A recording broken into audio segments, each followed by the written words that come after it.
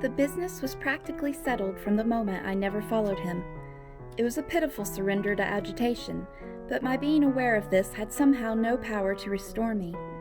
I only sat there on my tomb and read into what our young friend had said to me the fullness of its meaning.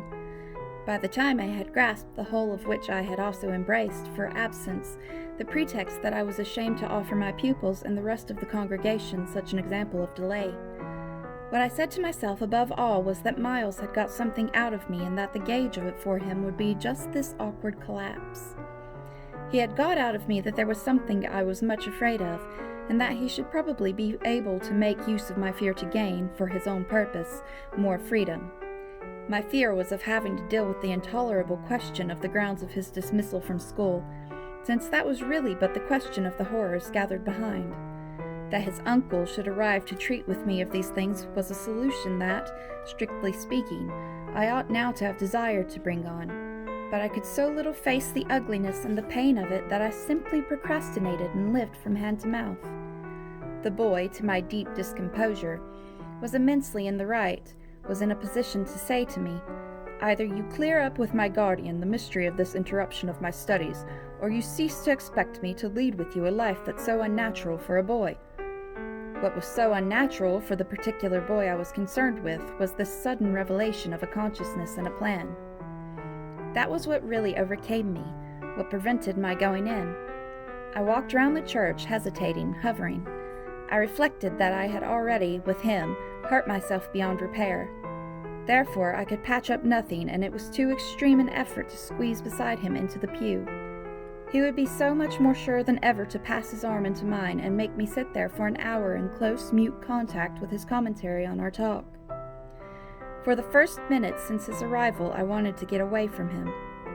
As I paused beneath the high east window and listened to the sounds of worship, I was taken with an impulse that might master me, I felt, and completely, should I give it the least encouragement. I might easily put an end to my ordeal by getting away altogether. Here was my chance. There was no one to stop me. I could give the whole thing up, turn my back, and bolt. It was only a question of hurrying again, for a few preparations, to the house which the attendance at church of so many of the servants would practically have left unoccupied. No one, in short, could blame me if I should just drive desperately off. What was it to get away if I should get away only till dinner? That would be in a couple of hours, at the end of which I had the acute provision. My little pupils would play at innocent wonder about my non-appearance in their train. "What did you do, you naughty thing? Why in the world to worry us so, and take our thoughts off too? Don't you know? Did you desert us at the very door?" I couldn't meet such questions, nor, as they asked them, their false little lovely eyes. Yet it was all so exactly what I should have to meet that, as the prospect grew sharp to me, I at last let myself go. I got so far, as the immediate moment was concerned, away. I came straight out of the churchyard and, thinking hard, retraced my steps through the park. It seemed to me that by the time I reached the house I had made up my mind to cynical flight. The Sunday stillness both of the approaches and of the interior, in which I met no one, fairly stirred me with a sense of opportunity. Were I to get off quickly this way, I should get off without a scene, without a word. My quickness would have to be remarkable, however, and the question of a conveyance was the great one to settle. Tormented in the hall with difficulties and obstacles, I remember sinking down at the foot of the staircase, suddenly collapsing there on the lowest step, and then, with a revulsion, recalling that it was exactly where, more than a month before, in the darkness of night and just so bowed with evil things, I had seen the spectre of the most horrible of women. At this I was able to straighten myself. I went the rest of the way up. I made, in my turmoil, for the schoolroom, where there were objects belonging to me that I should have to take. But I opened the door to find again, in a flash, my eyes unsealed. In the presence of what I saw, I reeled straight back upon resistance. Seated at my own table in the clear noonday light, I saw a person whom, without my previous experience, I should have taken at the first blush for some housemaid who might have stayed at home to look after the place, and who, availing herself of rare relief from observation, and of the schoolroom table and my pens, ink, and paper, had applied herself to the considerable effort of a letter to her sweetheart. There was an effort in the way that, while her arms rested on the table, her hands, with evident weariness, supported her head. But at the moment I took this in, I had already become aware that, in spite of my entrance, her attitude strangely persisted. Then it was, with the very act of its announcing itself, that her identity flared up in a change of posture. She rose, not as if she had heard me, but with an indescribable grand melancholy of indifference and detachment, and, within a dozen feet of me, stood there as my vile predecessor. Dishonored and tragic, she was all before me. But even as I fixed and, for memory, secured it, the awful image passed away. Dark as midnight in her black dress, her haggard beauty and her unutterable woe, she had looked at me long enough to appear to say that her right to sit at my table was as good as mine to sit at hers. While these instants lasted, indeed, I had the extraordinary chill of feeling that it was I who was the intruder.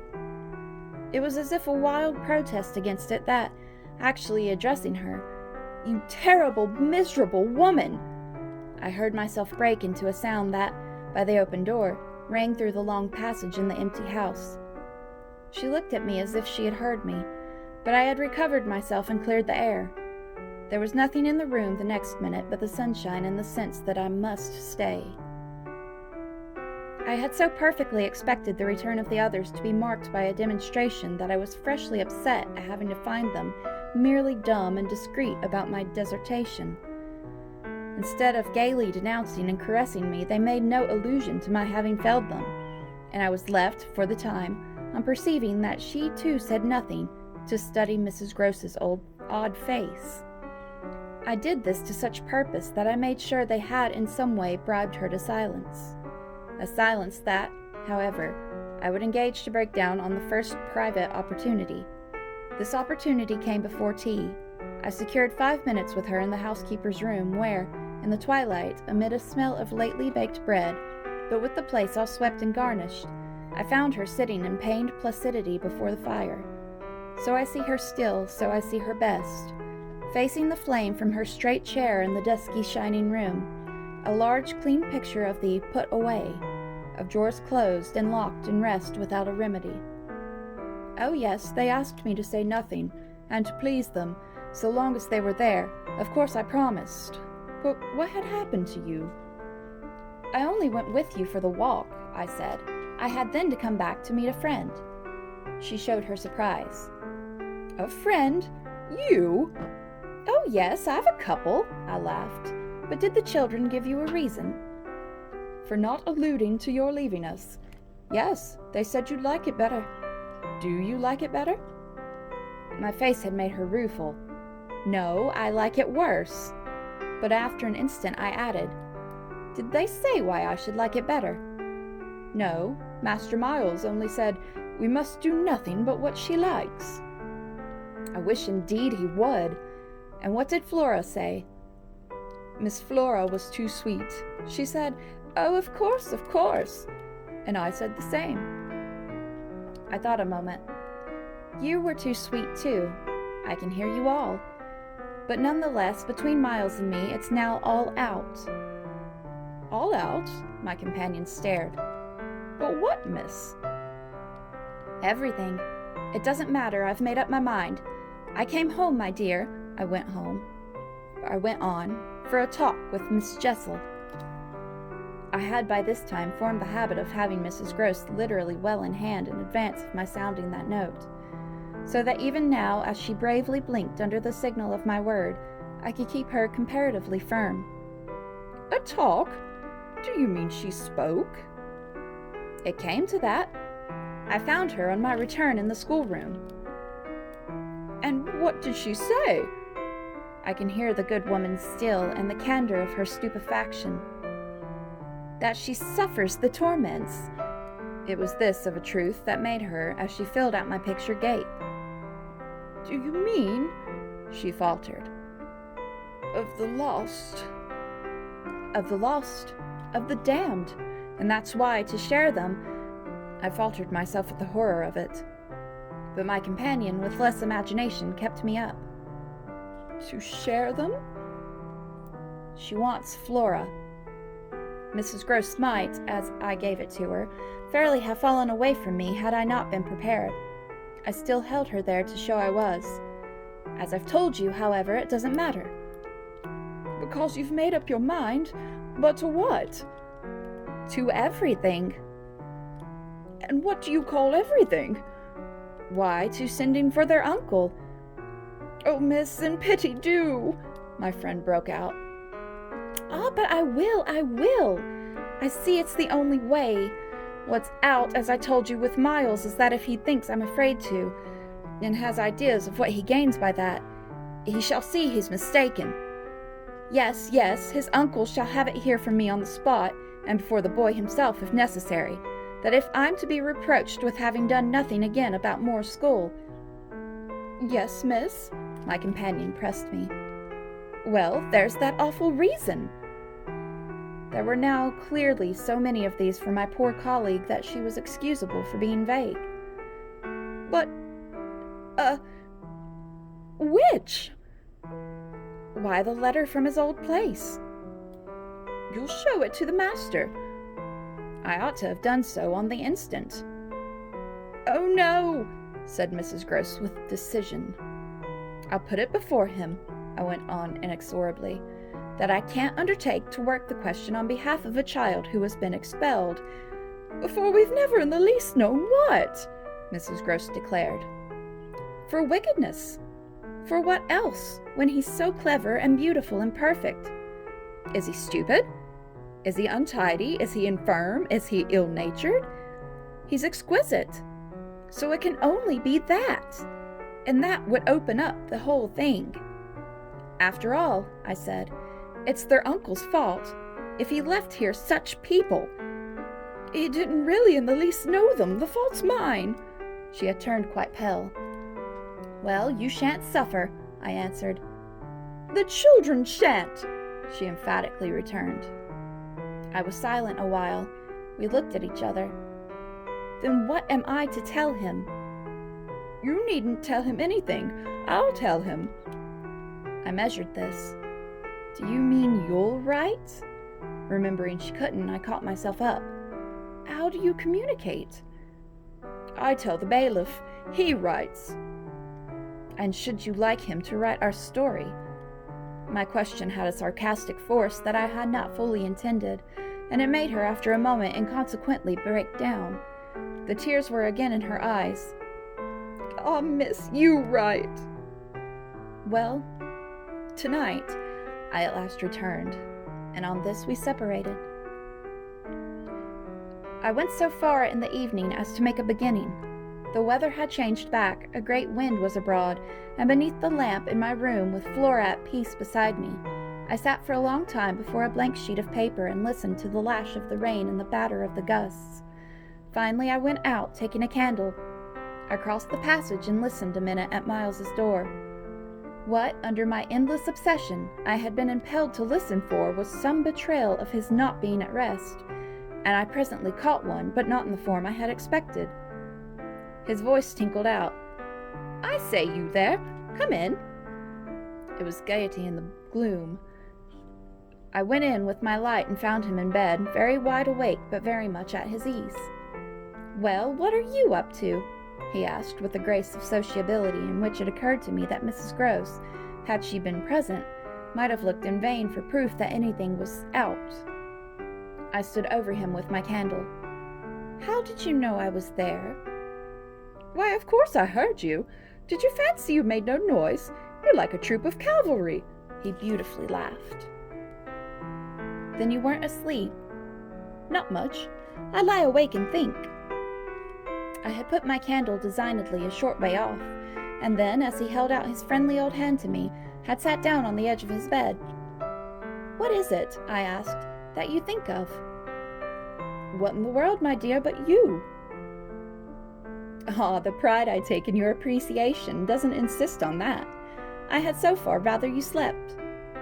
"Well, I think also, you know, of this queer business of ours." I marked the coolness of his firm little hand. "Of what queer business, Miles?" "Why, the way you bring me up, and all the rest." I fairly held my breath a minute, and even from my glimmering taper there was light enough to show how he smiled up at me from his pillow. "What do you mean by all the rest?" "Oh, you know. I could say nothing for a minute, though I felt as I held his hand and our eyes continued to meet that my silence had all the air of admitting his charge, and that nothing in the whole world of reality was perhaps at that moment so fabulous as our actual relation.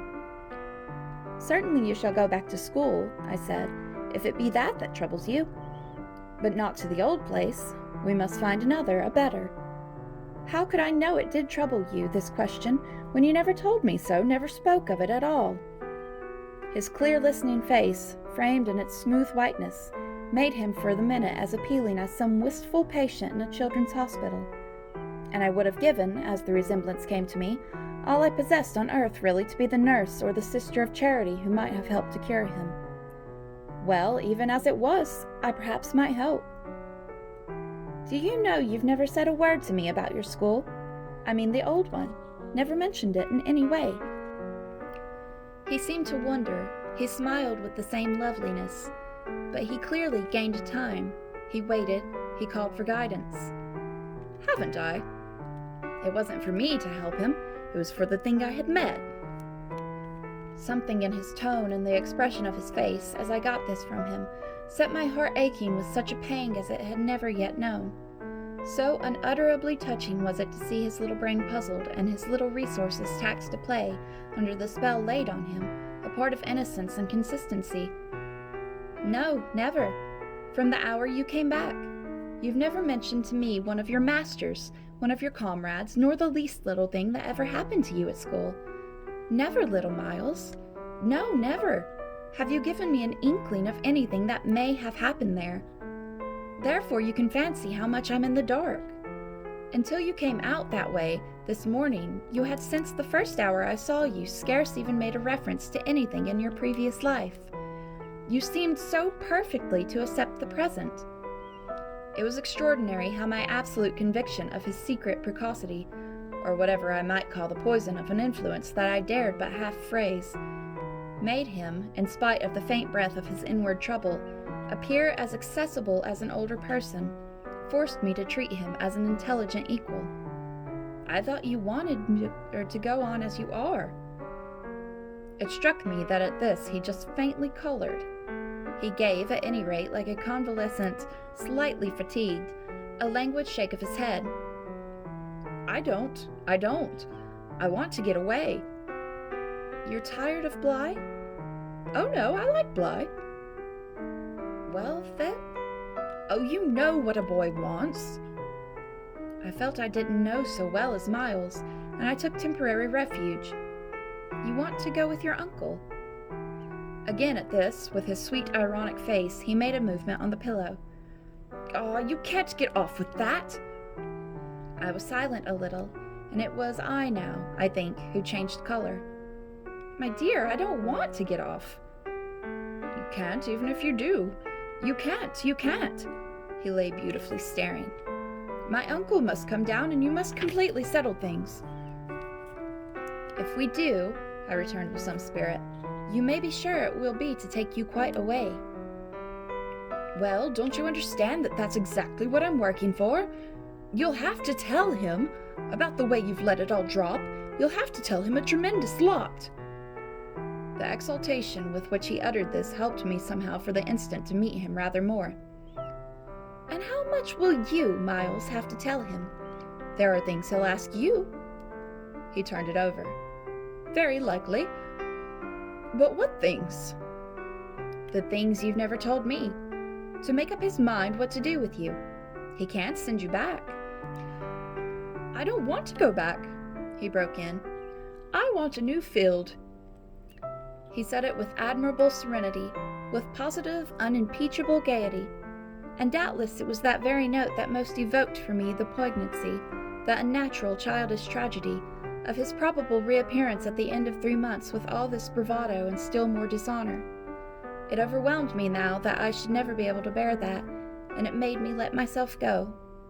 I threw myself upon him, and in the tenderness of my pity I embraced him. "Dear little Miles, dear little Miles." My face was close to his, and he let me kiss him, simply taking it with indulgent good humor. Well, old lady? Is there nothing at all that you want to tell me? He turned off a little, facing round toward the wall and holding up his hand to look at as one had seen sick children look. I told you this morning. Oh, I was sorry for him. That you just want me not to worry you. He looked round at me now as if in recognition of my understanding him, then ever so gently, "To let me alone," he replied.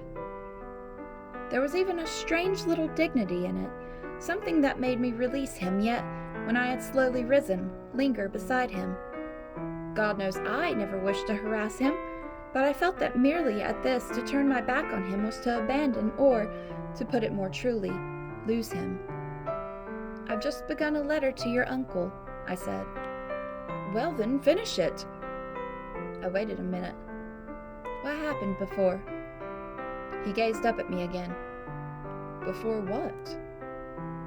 Before you came back, and before you went away. For some time he was silent, but he continued to meet my eyes. What happened? It made me, the sound of the words, in which it seemed to me I caught for the very first time a small faint quaver of consenting consciousness. It made me drop on my knees beside the bed and seize once more the chance of possessing him. Dear little Miles, if you knew how I want to help you. It's only that, it's nothing but that, and I'd rather die than give you a pain or do you a wrong. I'd rather die than hurt a hair of you. Dear little Miles. Oh, I brought it out now, even if I should go too far. I just want you to help me to save you. But I knew in a moment after this that I had gone too far. The answer to my appeal was instantaneous, but it came in the form of an extraordinary blast and chill, a gust of frozen air, and a shake of the room as great as if, in the wild wind, the casement had crashed in. The boy gave a loud, high shriek which, lost in the rest of the shock of sound, might have seemed, indistinctly, though I was so close to him, a note either of jubilation or of terror. I jumped to my feet again and was conscious of darkness. So for a moment we remained, while I stared about me and saw the drawn curtains unstirred and the window still tight. "Why, the candle's out!" I then cried. "It was I who blew it, dear," said Miles. The next day, after lessons, Mrs. Gross found a moment to say to me quietly, "Have you written, miss?" "Yes, I've written." But I didn't add, for the hour, that my letter, sealed and directed, was still in my pocket. There would be time enough to send it before the messenger should go to the village. Meanwhile, there had been, on the part of my pupils, no more brilliant, more exemplary morning. It was exactly as if they had both had at heart to gloss over any recent little friction. They performed the dizziest feats of arithmetic, soaring quite out of my feeble range, and perpetrated, in higher spirits than ever, geographical and historical jokes. It was conspicuous, of course, in Miles in particular, that he appeared to wish to show how easily he could let me down. This child, to my memory, really lives in a setting of beauty and misery that no words can translate. There was a distinction all his own in every impulse he revealed. Never was a small natural creature, to the uninitiated eye all frankness and freedom, a more ingenious, a more extraordinary little gentleman. I had perpetually to guard against the wonder of contemplation into which my initiated view betrayed me, to check the irrelevant gaze and discouraged sigh in which I constantly both attacked and renounced the enigma of what such a little gentleman could have done that deserved a penalty. Say that, by the dark prodigy I knew, the imagination of all evil had been opened up to him. All the justice within me ached for the proof that it could ever have flowered into an act. He had never, at any rate, been such a little gentleman as when, after our early dinner on this dreadful day, he came round to me and asked if I shouldn't like him, for half an hour, to play to me. David playing to Saul could never have shown a finer sense of the occasion. It was literally a charming exhibition of tact, of magnanimity, and quite tantamount to his saying outright, "The true knights we love to read about never push an advantage too far." I know what you mean now. You mean that, to be let alone yourself and not followed up, you'll cease to worry and spy upon me, won't keep me so close to you, won't let me go and come. Well, I come, you see, but I don't go. There will be plenty of time for that. I do really delight in your society, and I only want to show you that I contended for a principle. It may be imagined whether I resisted this appeal or failed to accompany him again, hand in hand, to the schoolroom. He sat down at the old piano and played as he had never played. And if there are those who think he had better have been kicking a football, I can only say that I wholly agree with them. For at the end of a time that under his influence I had quite ceased to measure, I started up with a strange sense of having literally slept at my post. It was after lunch, and by the schoolroom fire, and yet I hadn't really in the least slept. I had only done something much worse. I had forgotten. Where all this time was Flora? When I put the question to Miles, he played on a minute before answering, and then could only say, "Why, my dear, how do I know?" breaking, moreover, into a happy laugh, which, immediately after, as if it were a vocal accompaniment, he prolonged into incoherent, extravagant song. I went straight to my room, but his sister was not there. Then, before going downstairs, I looked into several others. As she was nowhere about, she would surely be with Mrs. Gross, whom, in the comfort of that theory, I accordingly proceeded in quest of. I found her where I had found her the evening before, but she met my quick challenge with blank, scared ignorance. She had only supposed that, after the repast, I had carried off both the children. As to which she was quite in her right, for it was the very first time I had allowed the little girl out of my sight without some special provision. Of course, now indeed we met in the hall. It was only to report on either side that after guarded inquiries we had altogether failed to trace her. For a minute there, apart from observation, we exchanged mute alarms, and I could feel with what high interest my friend returned me all those I had from the first given her. "She'll be above," she presently said, "in one of the rooms you haven't searched." "No, she's at a distance." I had made up my mind. "She has gone out." Mrs. Gross stared.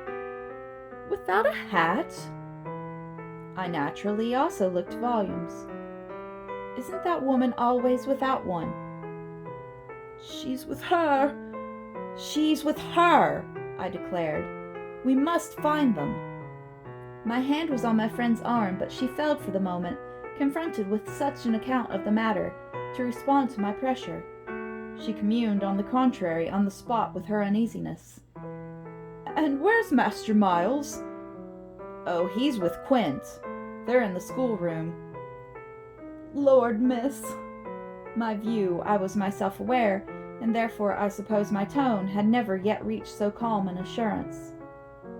"The trick's played," I went on. "They've successfully worked their plan. He found the most divine little way to keep me quiet while she went off." "Divine?" Mrs. Gross bewilderedly echoed. "Infernal, then," I almost cheerfully rejoined. "He has provided for himself as well. But come." She had hopelessly gloomed at the upper regions. "You leave him?" "So long with Quint." "Yes, I don't mind that now." She always ended at these moments by getting possession of my hand, and in this manner she could at present still stay me. But after gasping an instant at my sudden resignation, "Because of your letter," she eagerly brought out. I quickly, by way of answer, felt for my letter, drew it forth, held it up, and then, freeing myself, went and laid it on the great hall table. "Luke will take it," I said as I came back. I reached the house door and opened it. I was already on the steps. My companion still demurred. The storm of the night and the early morning had dropped, but the afternoon was damp and gray. I came down to the drive while she stood in the doorway. "You go with nothing on?" "What do I care when the child has nothing?" I can't wait to dress, I cried. And if you must do so, I leave you. Try, meanwhile, yourself upstairs. With them? Oh, on this, the poor woman promptly joined me. We went straight to the lake, as it was called at Bly, and I dare say rightly called, though I reflect that it may, in fact, have been a sheet of water less remarkable than it appeared to my untravelled eyes. My acquaintance with sheets of water was small, and the pool of Bly, at all events on the few occasions of my consenting, under the protection of my pupils, to affront its surface in the old flat-bottomed boat moored there for our use, had impressed me both with its extent and its agitation. The usual place of embarkation was half a mile from the house, but I had an intimate conviction that, wherever Flora might be, she was not near home. She had not given me the slip for any small adventure, and, since the day of the very great one that I had shared with her by the pond, I had been aware, in our walks, of the quarter to which she most inclined. This was why I had now given to Mrs. Groce's steps so marked a direction that made her, when she perceived it, oppose a resistance that showed me she was freshly mystified. "You're going to the water, miss? You think she's in?" "She may be, though the depth is, I believe, nowhere very great. But what I judge most likely is that she's on the spot from which, the other day, we saw together what I told you." "When she pretended not to see, with that astounding self-possession. I've always been sure she wanted to go back alone, and now her brother has managed it for her." Mrs. Groce still stood where she had stopped. "You suppose they really talk of them?" "I could meet this with a confidence. They say things that, if we heard them, would simply appall us." "And if she is there?" "Yes." "Then Miss Jessel is?" "Beyond a doubt. You shall see." "Oh, thank you," my friend cried, planted so firm that, taking it in, I went straight on without her. By the time I reached the pool, however, she was close behind me, and I knew that, whatever to her apprehension might befall me, the exposure of my society struck her as her least danger. She exhaled a moan of relief as we at last came in sight of the greater part of the water without a sight of the child. There was no trace of Flora on that nearer side of the bank where my observation of her had been most startling, and none on the opposite edge where, save for a margin of some 20 yards, a thick copse came down to the water. The pond, oblong in shape, had a width so scant compared to its length that, with its ends out of view, it might have been taken for a scant river. We looked at the empty expanse, and then I felt the suggestion of my friend's eyes. I knew what she meant, and I replied with a negative headshake. No, wait! She has taken the boat!" My companion stared at the vacant mooring place and then across the lake. "Then where is it?" "Our not seeing it is the strongest of proofs. She has used it to go over, and then has managed to hide it." "All alone, that child?" "She's not alone, and at such times she's not a child. She's an old woman." I scanned all the visible shore while Mrs. Groce took again, into the queer element I offered her, one of her plunges of submission. Then I pointed out that the boat might perfectly be in a small refuge formed by one of the recesses of the pool, an indentation masked for the hither side by a projection of the bank and by a clump of trees growing close to the water. "But if the boat's there, where on earth is she?" my colleague anxiously asked. "That's exactly what we must learn," and I started to walk further. "By going all the way round?" "Certainly, far as it is. It will take us but 10 minutes, but it's far enough to have made the child prefer not to walk. She went straight over." "Laws!" cried my friend again. The chain of my logic was ever too much for her. It dragged her at my heels even now, and when we had got halfway round, a devious, tiresome process, on ground much broken and by a path choked with overgrowth, I paused to give her breath. I sustained her with a grateful arm, assuring her that she might hugely help me, and this started us afresh, so that in the course of but a few more minutes we reached a point from which we found the boat to be where I had supposed it. It had been intentionally left as much as possible out of sight and was tied to one of the stakes of a fence that came just there down to the brink, and that had been an assistance to disembarking. I recognized, as I looked at the pair of short, thick oars, quite safely drawn up, the prodigious character of the feat for a little girl. But I had lived by this time too long among wonders, and had panted too many livelier measures.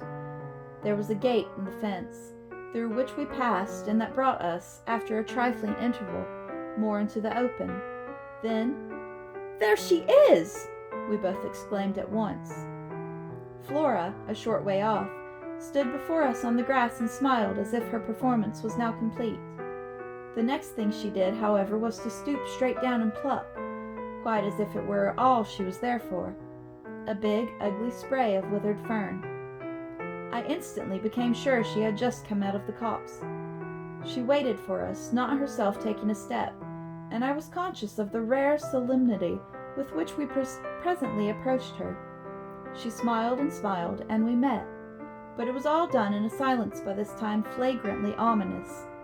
Mrs. Gross was the first to break the spell. She threw herself on her knees, and, drawing the child to her breast, clasped in a long embrace the little tender, yielding body. While this dumb convulsion lasted, I could only watch it, which I did the more intently when I saw Flora's face peep at me over our companion's shoulder. It was serious now. The flicker had left it, but it strengthened the pang with which I at that moment envied Mrs. Gross the simplicity of her relation. Still, all this while, nothing more passed between us save that Flora had let her foolish fern again drop to the ground. What she and I had virtually said to each other was that pretexts were useless now. When Mrs. Gross finally got up, she kept the child's hand, so that the two were still before me, and the singular reticence of our communion was even more marked in the frank look she launched me. "I'll be hanged," it said, "if I'll speak." It was Flora who, gazing all over me in candid wonder, was the first. She was struck with our bareheaded aspect. "Why, where are your things?" "Where yours are, my dear," I promptly returned. She had already got back her gaiety, and appeared to take this as an answer quite sufficient. "And where's Miles?" she went on. There was something in the small valor of it that quite finished me. These 3 words from her were, in a flash like the glitter of a drawn blade, the jostle of the cup that my hand for weeks and weeks had held high and full to the brim, that now, even before speaking, I felt overflow in a deluge. "I'll tell you if you'll tell me," I heard myself say, then heard the tremor in which it broke. "Well, what?" Mrs. Gross's suspense blazed at me, but it was too late now, and I brought the thing out handsomely. "Where, my pet, is Miss Jessel?"